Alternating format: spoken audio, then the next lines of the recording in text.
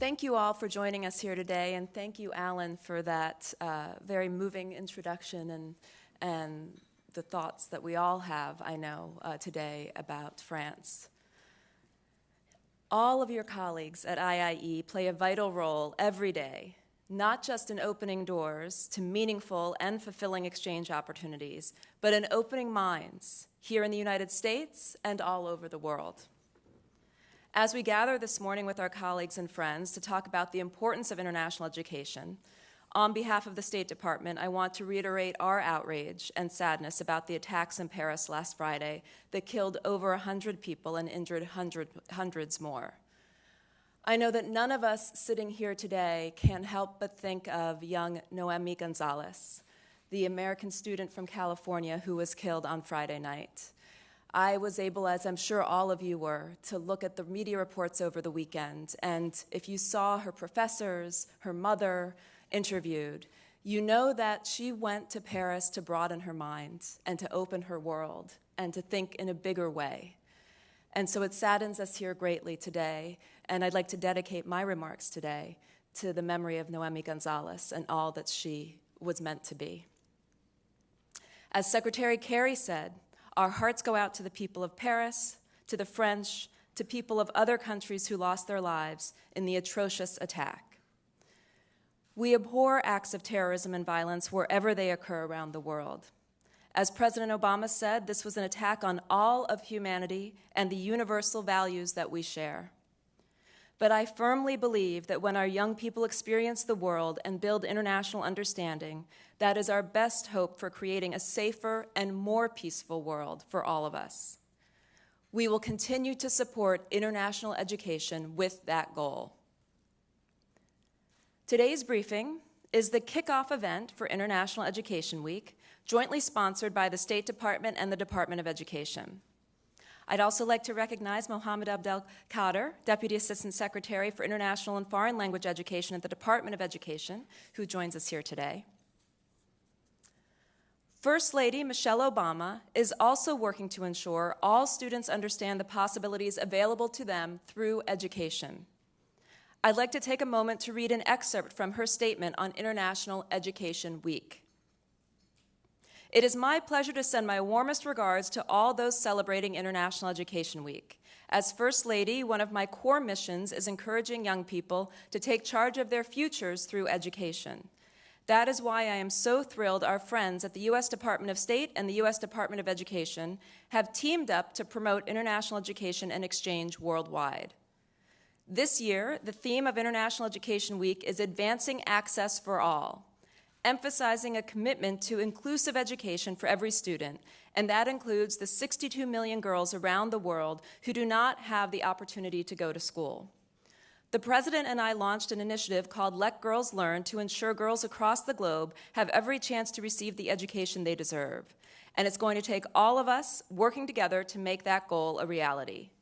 We know that there is still much to be done, and it gives me great hope to know our shared future will be shaped by leaders who have the knowledge and skills to collaborate across cultures with a greater understanding of the world. Throughout International Education Week, I wish you all the very best. As the First Lady stated in her letter, the theme of this year's International Education Week is Access for All. We believe that international education builds and sustains a more democratic, secure, and prosperous world that benefits American people and the international community. Individuals from all backgrounds should have access to an international education. Hundreds of programs are being hosted this week by educational institutions, government entities, embassies, community organizations, and private organizations in celebration of international education and exchange. Education is a core component of our engagement around the world and key to solving global challenges. The Department of State sponsors a host of educational exchange programs that equip individuals for the global workforce and solidify networks between the people of the United States and people of other countries. These include the Fulbright Program for U.S. and international students, scholars, and professionals, as well as hundreds of Education USA international student advising centers around the world. There were nearly 975,000 international students in the United States during the 2014 to 2015 academic year, a 10% increase from the previous year and the largest rate of growth in 35 years. We are pleased to see the increasing interest among international students to study in the United States, with substantial growth from Asia, the Middle East, and Africa. The most significant growth, at nearly 20%, comes from Latin America and the Caribbean, featuring growth of nearly 78% from Brazil and over 15% from Mexico alone. These results are proof of the success of 100,000 Strong in the Americas, President Obama's signature education initiative in the Western Hemisphere to increase the number of students from the region studying in the United States to 100,000 by 2020.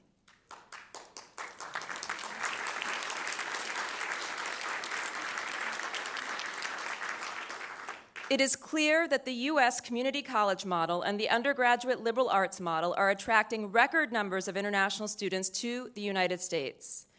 English language competency is also increasingly recognized as a gateway to higher education and as a path to job opportunities in our globalized world.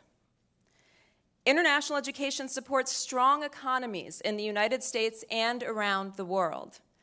Education is a top service sector export for the United States, and international students this year contributed over $30 billion to the U.S. economy at the local, state, and national levels through their payments for tuition, housing, and other costs. International students enrich campus life and dialogue within classrooms and communities across the United States, and American universities are doing an exceptional job of welcoming international students to their campuses. Over the last year, 46 states and regions in the U.S. experienced growth in the number of international students, with 5 states experiencing double-digit growth. Through our worldwide Education USA network of over 400 advising centers, the State Department promotes the broad range of programs offered at U.S. colleges and universities to international students both in person and virtually, providing accurate, comprehensive, and current information about the application process and study in the United States. We encourage more U.S. students to study abroad, just as we continue to welcome international students to the United States. According to the Open Doors report, the number of American students overseas has increased more than 5%. This is the largest rate of growth in the past 5 years.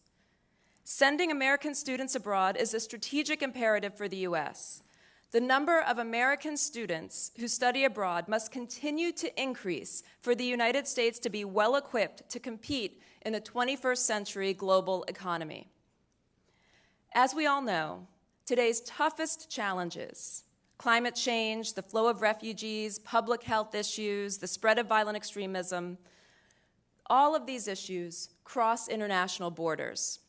And study abroad helps students understand the perspectives and values of others, enabling them to succeed in our diverse workplaces, communities, and educational institutions. We are committed to making study abroad more accessible. That's why I'm so pleased to announce today that we are launching studyabroad.state.gov, the official website for our new U.S. Study Abroad office. Our goal with this new Study Abroad initiative is to increase and diversify U.S. participation. We encourage schools, colleges, and universities, as well as students, parents, and teachers, to start using this website.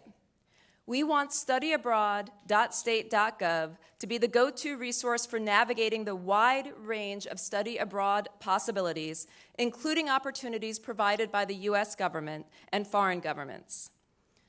The State Department is committed to not only increasing U.S. study abroad opportunities, but also broadening participation to include more diverse students, more diverse locations of study, and more diverse fields, types of degrees, and academic institutions. We have already had some success.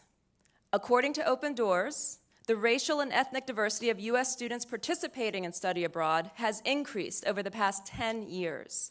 the proportion of students who identify as belonging to minorities increased from 16.3% in 2003-2004 to 25.7% in 2013-2014. So we are on the right path, but we need to do better. The Benjamin A. Gilman International Scholarship Program, which Alan mentioned, is breaking the ceiling on minority representation in study abroad, with 64% of participants representing ethnic minority groups and 42% the first in their families to attend college. Housed in our study abroad office, the Gilman program provides scholarships to U.S. undergraduate students who receive Pell Grants and who want to pursue academic studies or career-oriented internships abroad. For the 2014-2015 academic year, the Gilman program supported 2,800 scholarships to U.S. undergraduates from over 600 colleges and universities. I'm thrilled to acknowledge 3 U.S. alumni of State Department programs, each of whom is a grand prize winner of our first U.S. Exchange Alumni Citizen Diplomacy Challenge, which encourages alumni to promote the impacts of international exchange in their communities. Tiara Willis, a Gilman program alumna, studied in the United Arab Emirates last year. I don't know if Tiara is. There's Tiara. Tiara, great to have you with us.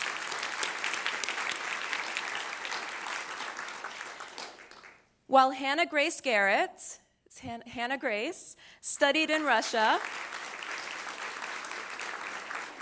Hannah Grace studied in Russia with the National Security Language Initiative for Youth, NSLY program. And Sarah Michelle Bibby, Sarah,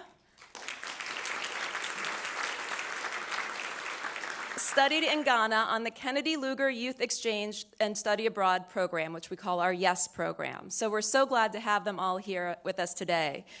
Students like Sarah, Hannah, and Tiara are the future leaders of our increasingly globalized society. At the State Department, we work with many partners in the U.S. and around the world, including our foreign government partners, to help support international education activities.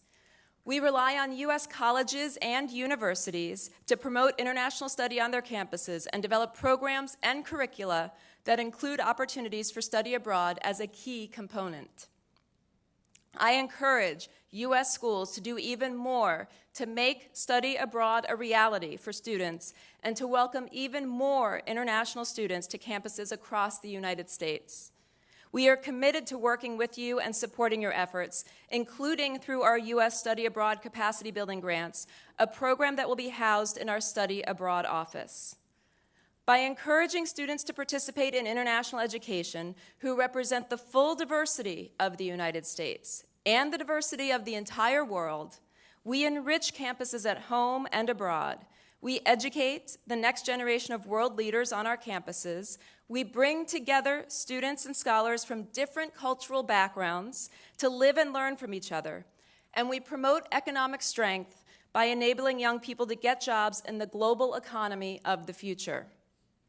The Department of State has funded this survey since 1972 because it is an essential resource for anyone hoping to understand trends in international education. This year's Open Doors report illustrates important strides in making international education accessible for all. Thank you very much.